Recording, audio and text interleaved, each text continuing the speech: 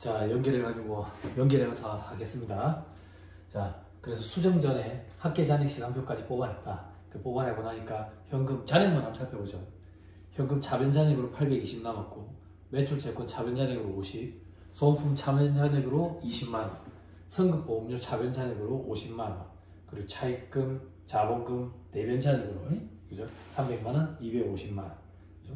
그리고 아까 용역 매출이라는 매출 수익 550만원, 임차료, 급여, 비용들. 그래서 차변 총 합계가 1380만원, 대변 총 합계 1380만원, 잔액 합계 1100, 잔액 합계 1100. 됐죠? 됐습니다. 자, 그 다음 뭘 하느냐?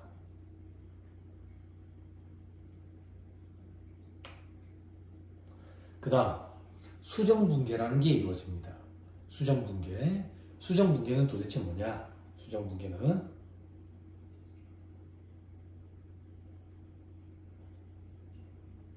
자, 우리 아까 회계 순환과정 봤었죠? 회계 순환과정에서 수정 전 시상표에서 수정 후 시상표로 변경이 되거든. 수정 전에서 수정으로 바뀌었다는 얘기는 뭔가 수정을 한다는 얘기지. 그걸 우리는 수정분계라고 그러고 결산 작업할 때 해요. 그래서 결산 수정분계 이렇게 표현한다고. 이 결산 수정분계는 두 가지가 있다고. 이 안에서 얘기를 안 했나?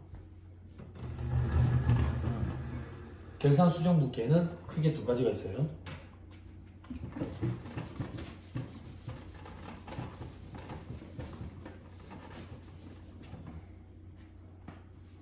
한 것 같은데, 그죠?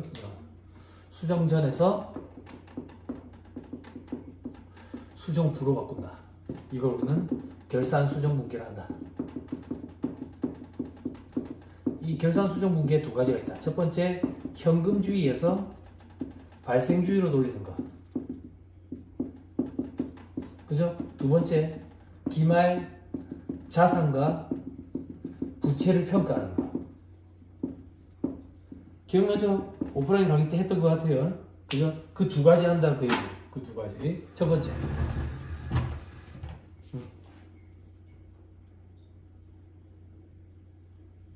자, 이건 뭐냐? 아까 보험료 두 가지 형태로 잡을 수 있댔잖아.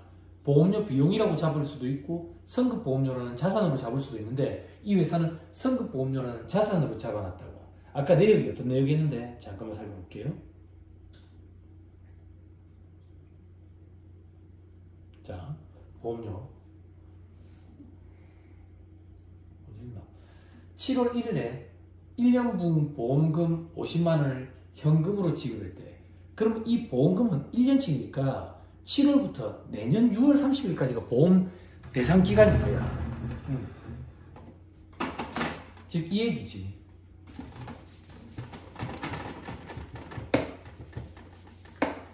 보험료 1년치를 먼저 냈다고.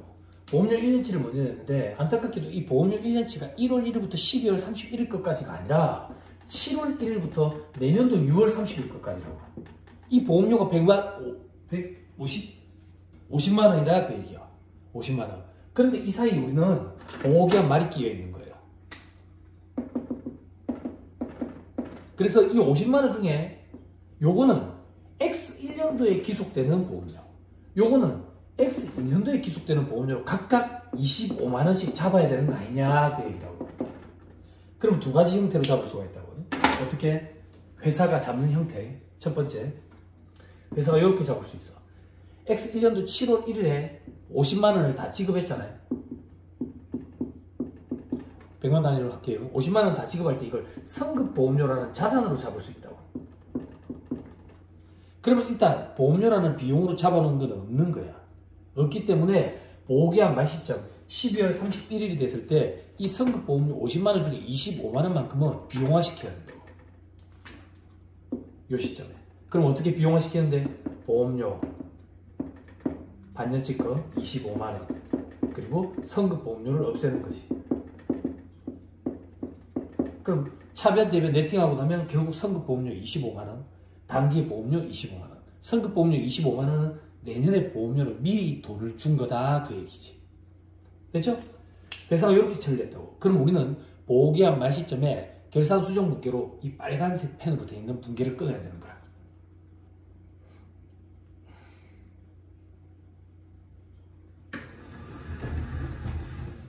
이렇게 확인하고요. 화면에서.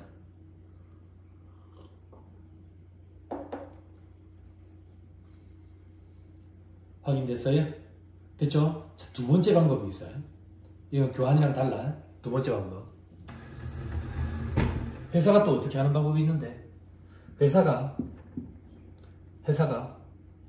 7월 1일 시점에 분괴를 끊을 때 돈이 50만 원이 나왔잖아요. 돈이 50만 원이 나왔을 때 이 50만 원 전체를 그냥 보험료 비용으로 잡을 수가 있다고.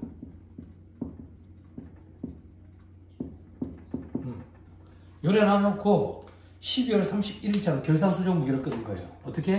이 보험료 50만 원 중에 25만 원만 엑셀 1년도에 기속되는 부분인 거야. 그러니까 25만 원만 엑셀 1년도에 기속시키고 나머지는 내년으로 미루는 거예요. 그럼 어떻게 내년으로 미루는데 반은 내년으로 미뤄야 되니까 보험료라는 비용을 줄여버리는 거야. 25만 원만큼. 그리고 선급 보험료라는 형태로 자산으로 잡는 거지. 자, 1번 형태로 하든 2번 형태로 하든 뭐든 상관이 없어요. 회사의 정책에 따라서 달라질 거예요. 뭐가 더 낫다, 뭐를 선호합니까? 이런 거 없습니다. 무차별적입니다. 편한 대로 하면 됩니다. 편한 대로. 됐죠?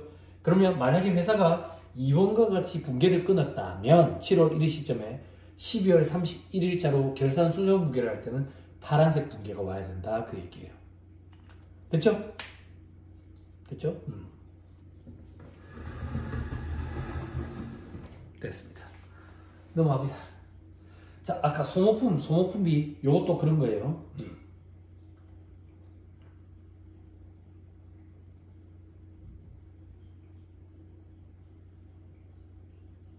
자, 이건 어디 있는데? 소모품 어디서 샀지? 소모품 2월 1일에 소모품을 20만원치 샀네. 20만원치. 그죠? 2월 1일에 20만원치 샀네.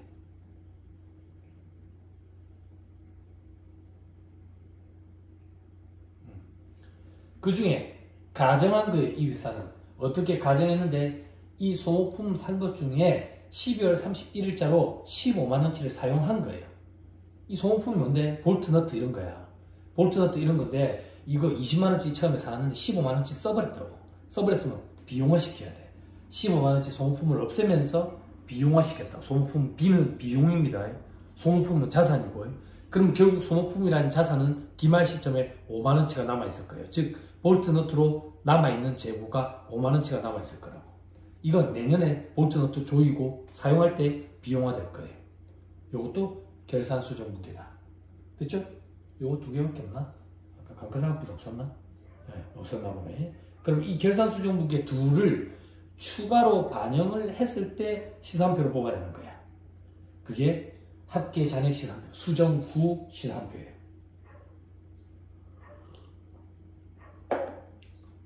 됐나요? 됐어요? 그럼 여기 시산표에서 잘 봐. 수익과 비용을 뽑아내보자. 수익은 매출 550, 비용은 임차료, 급여, 보험료, 소모품비 합치니까 얼만데? 60만원, 100만원, 25만원, 15만원, 200만원이네. 그지? 그러면 수익은 550, 비용은 200만원. 됐죠? 정산표 이런 거 볼 필요 없어요. 프로그램이 알아서 다 해줘요. 이런 거 볼 필요도 없어요. 자, 마감 분기 이거 보지 말고요. 없네. 손익계산서가 안 나타나네. 네. 손익계산서가 나타났으면 참 좋았을 텐데. 그럼 봐봐. 매출액이 550, 비용은 200. 그러면 남은 건 얼마야? 350이 남았지. 그 350 남은 게 어디 있어? 여기. 350이 당기순이익이에요. 당기순이익. 그럼 요거는 어떤 얘기입니까? 집합손익이라는 개념에 수익과 비용 계정을 다 갖다 모아요. 다 갖다 모아서 당기순이익을 뽑아내거든. 어떻게 다 갖다 모으는데 수익은 대변에 다 갖다 써요. 비용은 차변에 다 갖다 쓰고. 대차가 안 맞는 거. 대차가 안 맞는 이유가 뭔데? 수익과 비용의 차이죠. 아까 얼마 차이 났는데? 350만원 차이 났죠. 그 차이가 당기순이익을 구성하게 되는 거죠. 자, 그래서 집합손익이라는 계정에다가 싹 갖다 모아서 뭐를?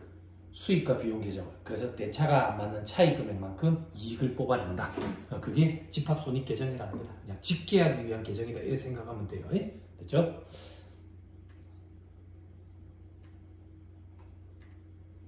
자, 그리고 조금만 더. 아까 우리 수정호 시상표 봤죠? 수정호 시상표에서 자산, 부채, 자본만 뽑아내는 거야. 자산이 현금, 매출, 채권, 소모품, 성급보험료. 그럼 자산 합치면 8,280만 원이 되네. 8,280만 원.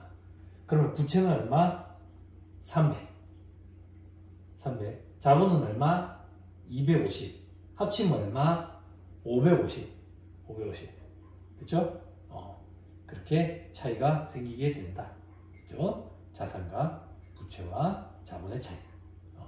여기 오타가 있네요. 1050에서 230 뺀 게 820이지. 8200이 아니라 820. 여기 오타가 좀 있네. 됐죠? 그래서 재무상태표를 살펴보면 재무상태표 요것만 봐요. 재무상태표 차변이 다 자산이지. 아까 820 고쳐라는 얘기는 합치면 900. 대변은 350 그리고 250. 합치면 얼마인데? 차입금 부채 300 그리고 자본금 250 합치면 550. 그럼 900과 550의 차이는 얼마인데? 900과 550의 차이는 350. 그 350 아까 들었는데 그 숫자가 어디서 나왔던 거지? 손익계산서의 당기순이익이지. 손익계산서의 당기순이익은 내 돈이라 했잖아. 내 돈. 자본금으로 다시 흘러 들어간다고. 어떤 형태로? 이익잉여금이라는 형태로. 이렇게 재무상태표와 손익계산서가 유기적으로 연동이 된다더라. 됐죠? 자, 회계의 순환 과정에 대해서 한번 살펴봤습니다. 자, 회계 원리라는 수업 자체가 이 회계의 순환 과정에 대해서 공부를 하는 거예요. 회계의 순환 과정을 아무리 짧게 하더라도, 즉 회계 원리라는 강의를 아무리 짧게 하더라도 8시간에서 10시간 정도는 필요한데 오늘 이 짧은 시간 동안에 하느라고 이해가 조금 힘든 친구들도 분명히 있었을 거예요. 그런데 선행학습, 즉 회계학을 전공을 해가지고 회계 수업을 들은 친구들은 너무 쉽다라는 생각을 할 거예요. 근데 자만하지 말고, 그죠? 비전공자는 차변 대변이라는 용어 자체에 일단 힘들다고. 그 용어 자체도 힘든데 이걸 하려면 쉽지가 않아요. 그럼 반대로 회계나 세법 공부를 기존에 한 친구들은 열심히 하든 안 하든 간에 그 시간 동안에 들은 얘기만 해도 엄청난 거예요. 네, 그런 데서 차이를 일으키는 거예요. 됐죠? 자, 그만 보자.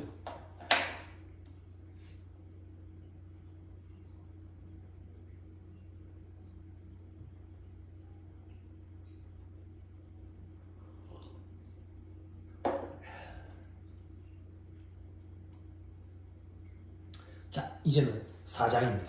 4장 마치는 거 아닙니다. 우리 지난주에 제가 몸이 좀 안 좋아가지고 진도를 많이 못 뺐죠. 그래서 이제 4장으로 가자. 재무제표 간의 상호 연관성 돼 있죠. 그죠? 그냥 이렇게 생각하면 편해. 상호 연관성이 있으니까 책 이런 데 기술이 되지 않겠어? 그지? 그럼 여기서는 재무제표 간에 어떻게 연결이 되는지 그런 거에 대해서 공부하겠지. 근데 이미 하나 주워들은 거 있잖아. 어떻게? 방금 재무상태표랑 손익계산서가 당기순이익과 이익잉여금이라는 형태, 자본 형태로 같이 유기적으로 연동이 된다며. 벌써 하나 연관성 배웠네. 됐죠? 그죠? 살펴보자. 뭐 기업의 이익과 재무상태 그리고 현금 흐름의 분석이란 그걸 알면 뭐 한다고 공부를 하겠어. 재무제표 공시는 정보 이용자에게 좋은 이점을 많이 제공하겠지. 그지? 그러니까 주식하는 친구들은 재무제표 볼 줄 아는지 없는지 모르겠지만 일단 한번 보잖아. 그지? 이점이 있다니까. 재무제표 간의 상호 연관성을 이해하자. 방금 벌써 하나 이해했네. 재무제표 주석을 이해하자. 주석은 이해할 수 없다. 세상 살아가는 얘기 다 갖다 써본 거다. 응? 자, 그다음. 기업의 이익과 재무상태 그리고 현금 흐름의 분석이라 뭐 이렇게 돼 있죠. 회계는 기업의 언어다 말고 공통하다. 회계를 하는 사람들끼리. 회계 정보를 이용하는 외부 정보 이용자와 내부 정보 이용자가 있다 했다. 첫 시간에 했었다. 외부 정보 이용자의 니즈를 충족시켜주기 위한 회계를 우리는 재무회계, 내부 정보 이용자의 니즈를 충족시켜주기 위한 회계를 우리는 관리회계 이렇게 표현했었다. 기억나죠? 그죠? 그리고 경영자의 3가지 과업도 있네. 그죠? 뭐 이익 창출을 실현해야 되고 실현이겠죠. 재무상태 관리해야 되고 현금 흐름 관리해야 되고 뭐 당연한 얘기죠. 근데 이제 상법이 또 개정이 될 거라 개정이 돼가지고 이제 개미 투자자들을 위해서 주가까지 관리해야 되는, 그죠? 경영자가 그런 책임까지 져야 되는 그런 시대가 와버렸죠. 이익 창출은 뭔데? 요거는 그 얘기예요. 수탁 책임 보고가 어떤 거죠? 수탁 책임. 기업체를 운영을 하는데 전문 경영인한테 월급 주고 맡겼다 그 얘기예요. 그럼 전문 경영인 입장에서는 이 회사를 잘 경영하고 있다는 것을 보고를 해야 된다고. 누구한테? 주인한테. 주인 누군데? 주주들한테. 주주들한테 어떤 형태로 보고를 할 건데 그냥 잘하고 있습니다 이렇게 얘기할 거야? 회계 자료를 가지고 보고를 해야 된다 그 얘기야. 근데 보고를 할 때 이익이 얼마만큼 창출이 됐는지, 재무 상태는 자산 규모 이런 게 얼마나 건실한지, 부채 비율을 얼마나 낮추고 있는지. 부채 비율이 무조건 낮다고 해서 다 좋은 건 아니지만, 그리고 현금을 얼마나 유동성이 풍부한지, 그런 걸 가지고 경영자 입장에서는 성과 보고를 하는 거지. 그래야지 1년이라도 더 해먹을 거니까. 그 얘기예요. 참고 최고 경영자 재무총괄 임원 돼 있는데 이런 건 뭐 필요 있습니까? 영어인데, 그죠? CEO, CFO 뭐 이래가지고 한참 재무총괄 임원 CFO가 막 각광받았어요. 그래야 경영학도들이 MBA 과정을 거쳐가지고 CFO가 되고 싶다 뭐 이런 말들도 많이 하고 그랬는데, 근데 이제 재무통이라고 표현해요. CFO를. 재무통은 한계가 있어요. 어떤 한계가 있는데 CEO까지는 못 가죠 결국에는. 그죠? 그런 한계가 또 있더라고요. 아무튼간에 회계가 필요하지만 한계도 좀 보이더라. 재무정보의 뭐 측정 및 전달 이렇게 돼 있죠. 측정은 잘해야 되겠죠. 전달하는 방법은 여러 가지 방법이 있어요. 회계 자료를 경영진이라든지 외부 정보 이용자한테 전달하는 방법은 수없이 많다고. 수없이 많은데 그 중에 제일 많이 사용되는 게 재무제표다 그 얘기예요. 재무제표. 됐죠? 그래서 뭐 기본 재무제표가 있고 뭐 이런 거 말고 뭐 다른 성과 보고서 이런 것들도 있는데 재무제표를 제일 많이 이용하더라. 재무제표 간의 상호 연관성을 한번 살펴보자 그 얘기예요. 상호 연관성. 자, 우리 방금 공부했던 것부터 봅시다. 손익계산서에 지금 달러로 돼 있는데 신경 쓰지 마세요. 달러로 더 헷갈리니까 그냥 원단이다 이렇게 생각하고, 손익계산서에 단기순이익이 있네. 넷인컴이라고 부르는 거. 단기순이익이 71만 8,200원이네. 71만 8,200원. 이 71만 8,200원이 이익잉여금으로 흘러 들어간다. 이익잉여금으로. 됐죠? 그죠? 자, 이익잉여금으로 흘러 들어가게 된다. 근데 여기는 다른 게 또 있나 보네. 금액이 조금 안 맞네. 됐죠? 기초금액이 있고 기말금액이 있다. 기초금액. 자, 재무상태표에 지금 이 기초가 오른편에 있어요. 오른편에 기초가 있고 왼편에 기말이에요. 그럼 기초금액은 1월 1일자 금액이고요. 기말금액은 12월 31일자 금액이야. 됐어요? 그때 요렇게 T 계정이 있다고 보면 돼. 요렇게 T 계정이 있어요. 그래서 이쪽에 자산, 부채, 그리고 자본. 자산을 보니까 유동자산의 현금, 매출채권, 재고자산, 승급비용 이런 것들이 있네. 그리고 비유동자산에 보니까 유형자산이 있고 기계장치가 있고 그 밑에 감가상각 누계. 우리 아직 유형자산 파트 공부 안 했는데, 그러니까 유형자산은 사용함에 따라, 시간의 흐름에 따라 그 자산을 비용화시킨다고.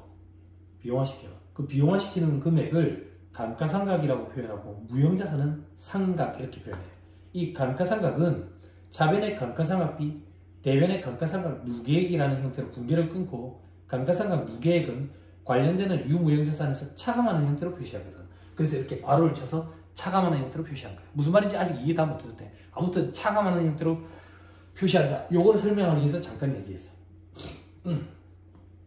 아무튼 간에 자산이 그러니까 합계가 나오는데, 기초의 자산이 이 정도였는데 기말의 자산이 이렇게 변동이 됐네. 증가했네.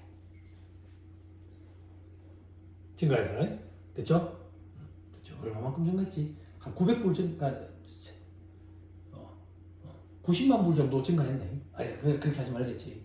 원활하겠지. 한 90만 원 정도 증가했네. 90만 원 정도. 그러면 부채랑 자본 합계도 그렇게 증가한 변화가 있을 거야. 그것도 확인해보자. 부채와 자본 총계 90만 원 정도 증가했네. 그지? 그럼 부채와 자본이 90만 원 정도 증가했는데 세밀하게 좀 살펴보자. 뭐가 그렇게 증가했는지. 위에 자본 보니까 자본은 60만 원 정도 증가했네. 60만 원 정도. 그럼 나머지는 부채겠지. 결국에는 부채가 그만큼 증가했다고 얘기야. 부채 합계가 안 나오네. 안타깝네. 빠뜨렸나 보네. 그래서 결국에는 증가 변화가 대차, 평균의 원리에 따라 가지고 복식부기로 작성을 하기 때문에 결국엔 같은 금액이 이중으로 잡히니까 그렇게 분석이 가능하다. 분석이. 자본에 보니까 뭐 자본금이 있고 기초 자본금이 있고 기말 자본금이 이래 있네. 기초에는 19만 5천 주였고 기말에는 20만 주였네. 그지? 유상증자를 했나 보네.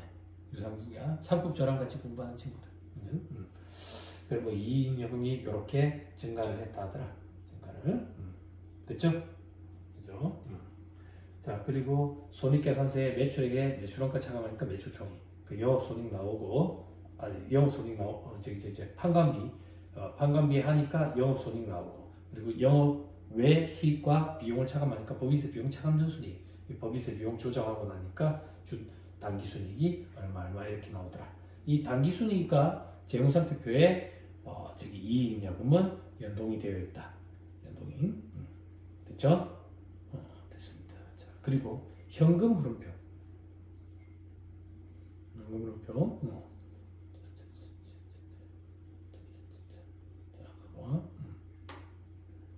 현금 흐름표는 제일 밑에 회기기간 동안 현금 흐름의 증가하면 돼 있죠. 그죠? 184 얼마 돼 있죠. 기초 현금과 기말 현금의 차이를 현금 흐름표에서 확인할 수 있거든. 이거 무슨 말이냐? 방금 재무상태표에 다시 돌아가면 기초에 현금이 있었고 기말에 현금이 있는데 현금이 줄었네. 줄었어요. 이 줄은 내역이 뭔지 세밀하게 살펴볼 수 있는 표가 현금 흐름표다 그 얘기야. 자, 현금 흐름표는 현금의 기초 기말의 현금 흐름의 차이, 증감 변화를 나타내는데 이 증감 변화를 세 가지 활동으로 구분해서 나타내. 첫 번째 활동이 영업활동, 두 번째 활동이 투자활동, 세 번째 활동이 재무활동. 수업 시간에 얘기했죠. 영업활동, 장사하면서 돈 들어오고 나오고 한 거예요. 매출, 물건 팔았어. 현금으로 장사해가지고 현금 들어온 거. 그리고 물건 사왔다, 매입. 그리고 인건비, 직원들 인건비 줬다, 급여 이런 거. 그래서 돈 나왔다. 그런 게 다 영업활동. 투자활동은 뭔데? 공장 취득했다, 기계장치 같은 거 취득했다. 기계장치 쓰다가 나중에 돈 갖다 팔았다. 그 돈이 들어왔다. 혹은 처음에 공장 취득하면서 돈이 나갔다. 그런 거. 재무활동은 회사에 급전이 필요해가지고 자금이 필요해가지고 은행에서 돈 빌려왔다. 혹은 유상증자 통해가지고 자금을 유치해왔다. 혹은 감자를 내가지고 주주들한테 다시 돈을 내줬다. 혹은 차입금을 상환해가지고 돈이 나갔다. 이런 것들. 그런 것들이 재무활동. 아무튼 영업, 투자, 재무활동 세 가지 활동으로 크게 구분해가지고 현금의 유출입을 확인해보는 거. 그래서 현금의 증감, 추이 변화를 살펴보는 거. 그게 바로 현금 흐름표고, 우리가 작성하는 재무제표 중에 유일하게 현금 흐름표만 현금주의로 작성이 된 재무제표라더라. 됐죠? 됐습니다. 재무제표 주석을 이해하셔야 되는데, 재무제표는 이런 것들이 재무제표고요. 주석은 세상 사라는 얘기 다 써놓은 게 주석이 됐죠. 그죠? 조금 더 구체적으로 얘기하면 아까 얘기했던 토지를 10억짜리를 샀는데 15억이 됐다더라. 5억만큼 증가했어. 기분이 좋았어. 그래서 이 5억이 증가한 내역이 어떤 내역인데 재평가라는 걸 해가지고 그래 됐다더라. 뭐 그런 것들 쓰는 거예요. 그런 게 주기와 주석 이런 거예요. 혹은 우리는 어떤 정책에 따른 회계정책을 뭘 선택을 했다더라. 회계정책 이런 게 있어요. 정책을 변경을 하면 소급제 작성을 해야 돼요. 정책의 변경. 뭐 예를 들면 재고자산 먼저 들어온 걸 먼저 팔려나갔다고 보자 선입선출법. 평균적으로 팔려나갔다고 보자 평균법. 혹은 뒤에 들어온 걸 먼저 팔렸다고 보자 구입선출법. 혹은 소매제고법, 매출가격환원법. 어떤 걸 우리는 회계정책으로 사용하고 있는지. 또 유형자산을 최초 취득하면 원가모형과 재평가 모형 중에 선택 가능하도록 되어 있어요. 그리고 투자부동산 못 들어봤어도 괜찮아요. 투자부동산도 최초 취득하면 원가모형과 공정가치 모형 중에 선택 적용하도록 되어 있어요. 그럼 우리 회사는 이 토지에 대해서 원가모형을 적용하는지 재평가 모형을 적용하는지 이런 회계정책을 어떤 걸 쓰고 있는지 그런 거에 대해서 기재하는 거 이런 것들이 주석이다 이렇게 생각하면 돼요. 됐죠? 여기 나오네. 주석의 종류. 재고자산 평가 방법은 뭘 쓰고 있느냐. 또 감가상각 방법. 정액법을 쓰고 있느냐, 정률법을 쓰느냐, 이중체감법을 쓰느냐, 연수학계법을 쓰느냐, 생산량 비례법을 쓰느냐, 뭘 쓰느냐 이런 것 갖다 쓴다. 그리고 재무제표 연결. 혹시나 연결이냐? 연결은 도대체 무슨 말입니까? 큰 그룹의 한 개에 속해 있는 계열사냐? 그러면 우리 큰 그룹은 다 같이 연결이 돼 있거든. 연결이 돼 있다는 얘기는 너희는 각각 개별적인 게 아니라 한 덩어리 아니냐? 한 덩어리라고 보고 재무제표를 작성해라. 이게 연결회계거든. 연결회계. 만약에 그렇게 하게 된다면 그렇게 하고 있다라는 걸 또 기재를 해줘야 된다 그 얘기예요. 됐죠? 재무제표 본문에 들어갈 수 없는 추가적인 사항, 주식에 있을 때 스탁옵션 이런 거 얼마만큼 돼 있는지, 발급이 돼 있는지, 이제 발행이 돼 있는지, 종업원 지주제도 뭐 이런 거 보지 맙시다. 뭐 주당 순이익이든 잠재적인 희석효과, 이제 EPS의 희석 주당 순이익이라는 게 있어요. 잠재적인 희석 효과라는 게 있는데 이런 거는 고시 공부하는 친구들은 무슨 얘기인지 알 건데 이런 것까지는 하지 맙시다. 주요 소송 사건 이런 거는 뭐 우리 회사가 송사에 휘말려서 만약 예를 들어가지고 우리 회사가 음식을 만들어내는 회사인데 이 음식을 먹고 집단 식중독이 일어나서 사람이 죽어버렸다고. 그래서 소송에 휘말려 있는데 만약에 이 소송에서 우리가 패소하게 되면 얼마를 물어줘야 되는데 이런 것들을 충당부채로 계상해야 되느냐 아니면 우발부채로 주석 공시해야 되느냐 뭐 그런 사항들 그리고 주기라는 게 있고 부속 명세서 이런 것들이 있다 하더라. 그렇죠? 자, 여기까지입니다. 지난 시간에 오프라인 강의 때 조금 진도가 좀 더딘 부분을 보충을 좀 했어요. 그래서 이제 동영상 강의로는 제가 혼자서 진행을 하니까 여러분들 반응을 보지를 않다 보니까 강의 진도가 좀 빠르게 느껴질 수가 있어요. 빠르게 느껴질 수 있지만 특히나 외국인 친구분들은 사투리를 쓰는 것까지는 어떻게 제가 조정하기는 힘든데 영상을 자꾸 반복해서 보면서 숙달을 하면 평가 때 좋은 결과를 얻을 수 있을 거라고 기대를 합니다. 다음 주 대면 강의 때 그때 우리 또 얼굴 보고 수업을 진행하도록 하죠. 강의 듣느라고 고생 많았습니다. 수고하셨습니다.